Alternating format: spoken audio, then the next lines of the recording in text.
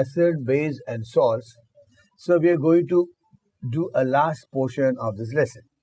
So that is a salt, a plaster of Paris. Plaster of Paris, or its chemical name is calcium sulfate half hydrate. What is this half hydrate? This calcium sulfate which has the half molecule of water.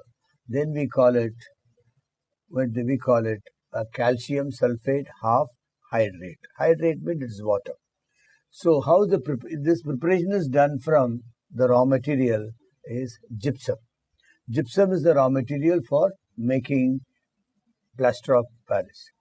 So the formula is calcium sulfate, the gypsum, 2 molecules of water. So when it is heated with 100, this heating should be very specific, because if it is heated more than 100 degrees centigrade or 373 Kelvin, so complete water will be evaporated and it will become a dead plaster. So the heating part is a very important aspect when we prepare this plaster of Paris.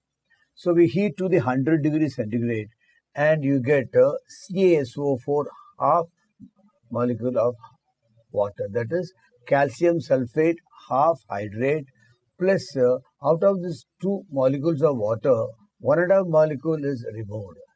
Only just 1.5 molecule removed at the temperature of 100 degrees centigrade, and you will get a plaster of Paris.